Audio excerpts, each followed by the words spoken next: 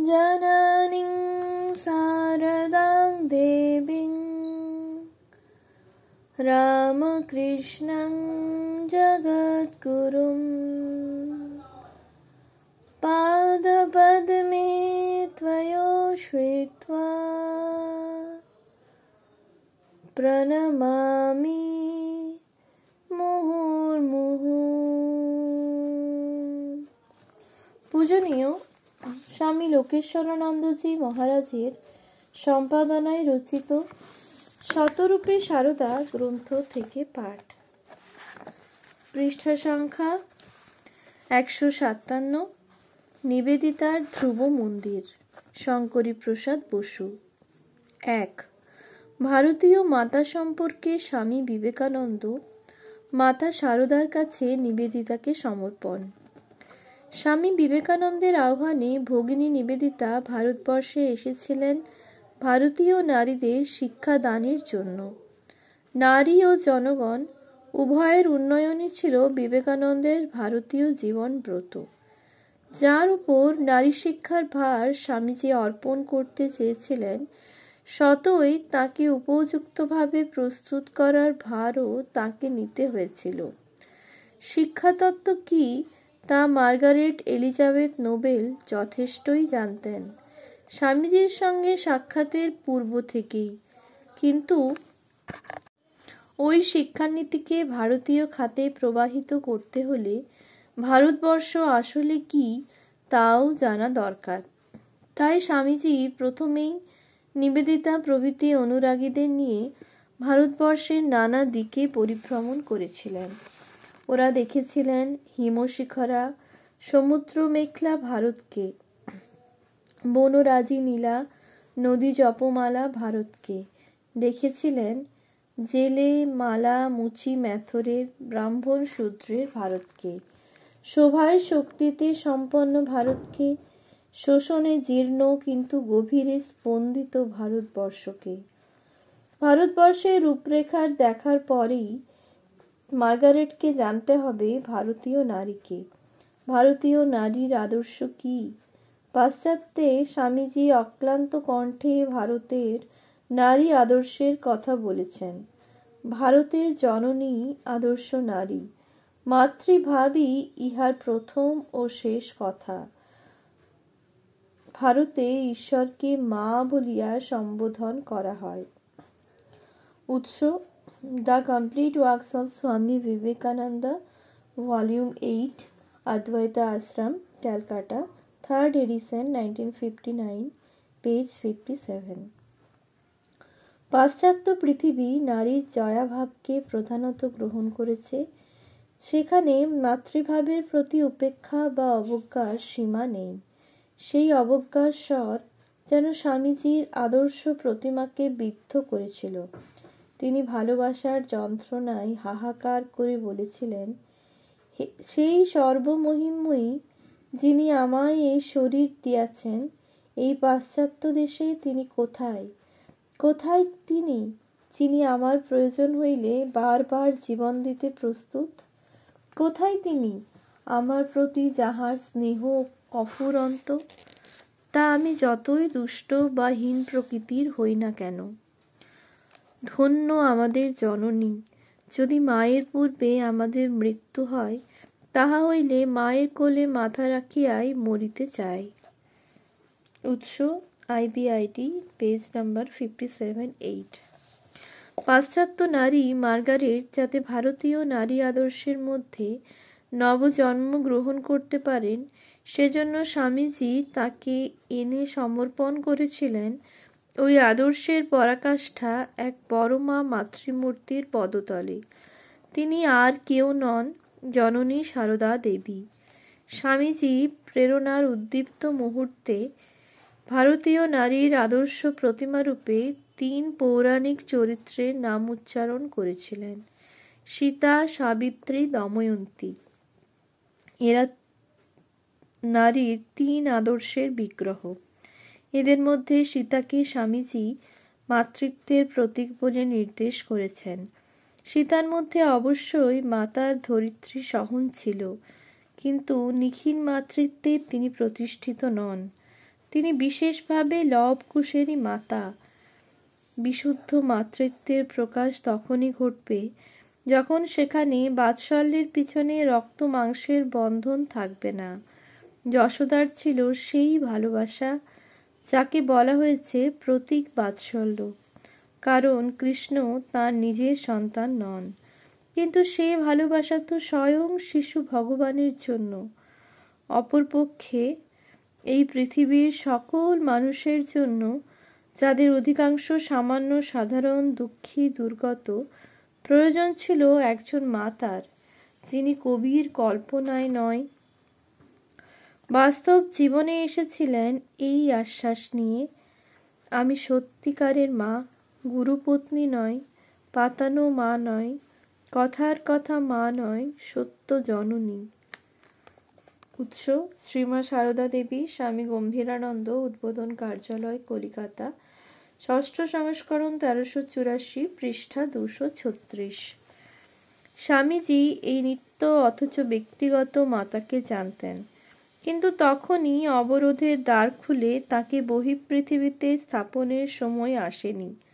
অথচ তাকে চিনতে হবে শুধু খোলা চোখ দিয়ে নয়, গভীর চোখ দিয়ে, এবং তাকে জানাতে হবে পৃথিবীর কাছে।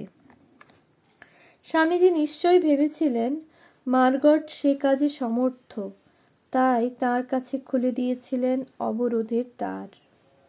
মনে হতে পারে স্বামীজি খুবই ঝুঁকি নিয়েছিলেন মার্গারেট নোবেলকে সারদা দেবীর কাছে এনে।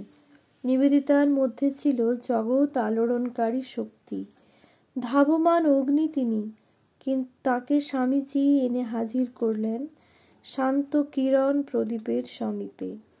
কিন্তু স্বামীজি জানতেন তিনি কি করছেন, তিনি কি করেছেন। নিবেদিতা অবিলম্বে দেখলেন, এ তো সামান্য প্রদীপের আলোক নয়, এ হলো সেই আলোক যা তখনও প্রকাশিত থাকে যখন সূর্য, চন্দ্র, তারকা আলোক দেয় না। নিবেদিতা বুঝলেন আলোকের আলোক যা, তারই উৎসের সম্মুখীন তিনি। কিভাবে নিবেদিতা তা বুঝেছিলেন তা দুর্গেয়, কিন্তু তার বোধের প্রমাণ প্রথমাবধি পায় তার পত্রাবলী থেকে। অথচ ভুল বুঝবার কারণ ছিল প্রচুর। ইংল্যান্ড থেকে আগত এই মনস্বিনী নারী, বৈদগ্ধ্য ও বুদ্ধিতে ভাস্বর, সংঘর্ষে উদ্দীপ্ত, নব নব সৃষ্টিক্ষেত্রে ধাবিত, ইনি কি পেতে পারেন সারদা দেবীর কাছ থেকে, যিনি লৌকিক অর্থে অশিক্ষিতা, হয়তো পড়তে পারেন কিন্তু লিখতে পারেন না, অবরোধবাসিনী, সদা অবগুণ্ঠিতা, বহির্জীবন বলতে কিছু নেই, বৃহত্তর পৃথিবীর সমস্যা নিয়ে ব্যস্ত নন। কেন মুহূর্তে নিবেদিতা বিজিত হলেন, যেখানে তিনি সুদীর্ঘ সংগ্রাম করে গেছেন স্বামী বিবেকানন্দের সঙ্গে পর্যন্ত। তার উপর এসে পড়েছিল কোন নিঃশব্দ অথচ সর্বাত্মক আক্রমণ, যা তাকে অলক্ষ্যে পরাভূত করে পরাজয়ের আনন্দগান তুলে দিয়েছিল তাঁর কণ্ঠে। সারদা দেবীর একটি অপ্রতিরোধ্য পরিচয় মার্গারেট নোবেলের কাছে অবশ্য ছিল, তিনি তাঁর গুরুর গুরুপত্নী। এই পরিচয়ের প্রতি লৌকিক নমস্কার তিনি অবশ্যই জানাতে বাধ্য ছিলেন, কিন্তু একটি প্রশ্ন তার মনে জাগরুক ছিলই। রামকৃষ্ণ যদি এই পৃথিবীতে ঈশ্বরের আবির্ভাব হন, তাহলে তার পত্নীর মধ্যে অবশ্যই ঊর্ধ্বতর শক্তির প্রকাশ থাকবে। নিবেদিতা সেই উত্তরের সন্ধান করেছেন। যদি যথাযোগ্য উত্তর তিনি না পেতেন, গৃহীত আনুগত্যের জন্য হয়তো সরে গিয়ে ভাববার চেষ্টা করতেন। অবতারের পত্নীরা অবতারের উপযুক্ত মহিমা নিয়েই আসবেনি, এইটি সাধারণ সত্য নয়। পূর্ব নির্ধারিত ধারণার শৃঙ্খলে বাঁধা পড়ে না পৃথিবীর বাস্তব সত্য। কিংবা তিনি সংশয়িত বিশ্বাসের সঙ্গে ভাবতেও পারতেন, ও বস্তু উক্ত নারীর মধ্যে আছেই, দুর্ভাগ্য আমার তাকে দর্শন করতে পারলাম না। নিবেদিতার ভাগ্য ও হেন চিত্ত সংকটের মধ্যে তাকে পড়তে হয়নি। তিনি সারদা দেবীর মধ্যে এমনই ঐশী মহিমা দেখতে পেয়েছিলেন যে নিজের ভগিনীর সন্তানেরা যাতে ঘুমিয়ে পড়ার আগে সারদা দেবীকে প্রণাম করে তার জন্য ব্যগ্র ছিলেন, এবং এস.কে. র্যাডক্লিফের মতো সমাজবিজ্ঞানীর স্টেটসম্যানের এককালীন সম্পাদক যখন প্রথম সন্তান হবার সম্ভাবনা দেখা গিয়েছিল তখন মিসেস র্যাডক্লিফকে লিখেছিলেন জন্মাবার পরে তিনি ওই সন্তানটিকে নিয়ে যাবেন সারদা দেবীর কাছে, যিনি আপাত দৃষ্টিতে খুব সাদাসিধে হিন্দু রমণী, তবু আমার ধারণায় বর্তমান পৃথিবীর মহত্তমা নারী। উৎস letters of sister Nivedita, volume 2, edited by Shankari Prasad Basu, Nababharat publishers, Calcutta, 1982, page 585। শেষোক্ত কথাগুলি নিবেদিতা লেখেন 2রা সেপ্টেম্বর 1903 তারিখের চিঠিতে। তার অনেক আগে সারদা দেবীর সঙ্গে প্রথম পরিচয়ের অল্পদিন পরে 22শে মে 1898 তারিখের চিঠিতে তার বিষয়ে বিস্তারিত বিবরণ দিয়ে শেষে লেখেন তিনি অনাড়ম্বর সহজতম সাজে পরম শক্তিময়ী মহত্তমা এক নারী। উৎস IBID, ভলিউম 1, 1982, পেজ 10। দুই পত্রের মধ্যে ব্যবধান কিছু বেশি 5 বছর। এই সময়ের মধ্যে নিবেদিতা সারদা দেবী সম্পর্কে ওয়ান অফ দ্য গ্রেটেস্ট থেকে দ্য গ্রেটেস্ট এই ধারণায় পৌঁছে গেছেন। পত্রের সাক্ষ্য তাই বলে। আমরা যোগ করব, যদিচ পত্র সাক্ষ্যে আমরা 5 বছরের ব্যবধান পাই, বস্তুতপক্ষে অনেক আগেই তিনি ওই ধারণায় উপনীত হয়েছিলেন। 2. নিবেদিতার পূর্বে রামকৃষ্ণ সাহিত্যে সারদা দেবী, নিবেদিতার রচনা শ্রেষ্ঠত্ব। সারদা দেবীর সঙ্গে নিবেদিতার প্রথম সাক্ষাৎ 17 মার্চ 1898, যে দিনটি সম্বন্ধে নিবেদিতা তাঁর ডায়েরিতে লিখেছেন ডে অফ ডেজ, আর শেষ সাক্ষাৎ 12 মে 1911। মধ্যে 13 বছরেরও কিছু বেশি ব্যবধান। এই সময়ের মধ্যে উভয়ের অজস্র বার দেখা সাক্ষাৎ হয়েছে। ভারতবাসের একেবারে গোড়ার দিকে নিবেদিতা কিছুদিন শ্রী মায়ের সঙ্গে থেকেছেন। বহু ভাগ্য তার। 1898 এপ্রিল মাসের শেষ সপ্তাহে শ্রী মা বেলুড় মঠে নবকৃত জমিতে প্রথম পদার্পণ করলে তাকে মিসেস ওলি বুল, মিস ম্যাকলাউডের সঙ্গে অভ্যর্থনা জানাতে ও মঠের জমি ঘুরিয়ে দেখাতে পেরেছিলেন। উৎস শ্রীমা সারদা দেবী, পৃষ্ঠা 198। পরে তিনি পৃথক বাড়িতে চলে গেলেও শ্রী মায়ের কাছে এসে অনেক সময় কাটাতেন। এই ঘনিষ্ঠ পরিচয়ের অনেক কথা নিবেদিতার পত্রাবলিতে পাই। পত্রের মধ্যে নিবেদিতা অধিকন্তু শ্রী শ্রী মা ও তাঁর পরিবেশের বর্ণনা দিয়েছেন। মায়ের বাড়ির অনেক সংবাদও। এছাড়া নিবেদিতা তাঁর 1910 সালে লেখা the master as I saw him বইটিকে পরে আচার্য দেব বলে উল্লেখ করব বইয়ে শ্রী মায়ের চরিত্র চিত্রণও করেছেন। তার বহু আগে লেখা কালী দি মাদার বইয়েও শ্রী মায়ের কথা আছে। শ্রী মায়ের বিষয়ে নিবেদিতার এইসব লেখার ইতিহাস মূল্য এবং সাহিত্য মূল্য সবিশেষ। নিবেদিতার রচনার গুরু বিচারে আসার জন্য তার পূর্বে শ্রী মা সম্পর্কে কোন ধরনের লেখা প্রকাশিত হয়েছিল তাদের উপর একবার চোখ বুলিয়ে নেওয়া যায়। কেশবচন্দ্র সেনের পত্রপত্রিকাতেই প্রথম শ্রী রামকৃষ্ণ কথা ছাপার অক্ষরে প্রকাশিত হয়। ক্রমে ব্রাহ্ম পত্রিকার বাইরেও শ্রী রামকৃষ্ণ সংবাদ বেরোয়। এই সকলের মধ্যে রামকৃষ্ণ সহধর্মিণীর কথা অল্প স্বল্প এসেছে। শ্রীরামকৃষ্ণের কাম সম্পর্কহীন দাম্পত্য জীবনের সূত্রেই কেবল সারদা দেবীর উল্লেখ মেলে। এইসব জায়গায় সারদা দেবীর ব্যক্তি চরিত্র সম্বন্ধে কিছুই পাই না। যথা শ্রীরামকৃষ্ণের তিরোভাবের পূর্বে ধর্মতত্ত্ব পত্রিকার 14 মে 1875 তারিখের বিবরণে আছে, সংসার বাসনাশূন্য জিতেন্দ্রিয় হইয়া এখন সর্বদা ধর্মভাবেতেই তিনি অর্থাৎ রামকৃষ্ণ অবস্থিতি করিতেছেন। এতদিন পর্যন্ত স্ত্রী পরিত্যাগ করিয়াছিলেন, সম্প্রতি তাহাকে আপনার নিকট রাখিয়াছেন।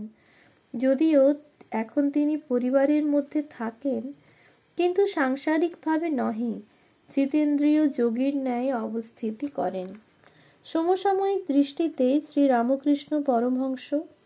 সম্পাদনা ব্রজেন্দ্রনাথ বন্দ্যোপাধ্যায় ও Sajanikanta Das, general printers and publishers private limited, Calcutta, 1375, পৃষ্ঠা 5। শ্রীরামকৃষ্ণের তিরোভাবের অব্যবহিত পরে পরিচারিকা পত্রিকার আগস্ট 1886 সংখ্যায় পাই, তিনি নারী জাতিকে ঈশ্বরের মাতৃরূপ দর্শন করিয়া তাহাদিগের প্রতি বিশেষ শ্রদ্ধা ও সম্মান প্রদর্শন করিতেন। স্ত্রীকে তিনি জীবনে কখনো শারীরিকভাবে গ্রহণ করেন নাই। তিনি স্বীয় ভার্যার সঙ্গে জিতেন্দ্রীয় যোগীর ন্যায় আধ্যাত্মিক সম্বন্ধ ছিলেন। উৎস তদেব, পৃষ্ঠা 39। ধর্মতত্ত্ব, 31 আগস্ট 1886।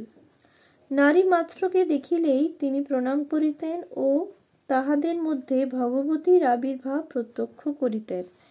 যখন বিবাহ হয় তখন তাহার ভার্যার 7ম বর্ষ বয়ঃক্রম ছিল। স্ত্রীর 9ম বর্ষ বয়ঃক্রমকালে রামকৃষ্ণ কলিকাতায় চলিয়া আইসেন।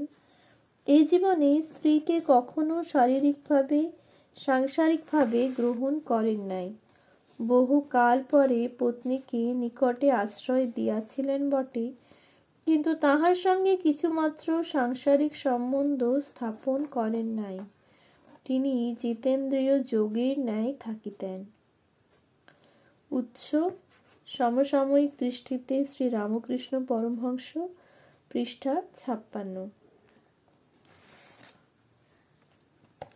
ওম শান্তি শান্তি শান্তি।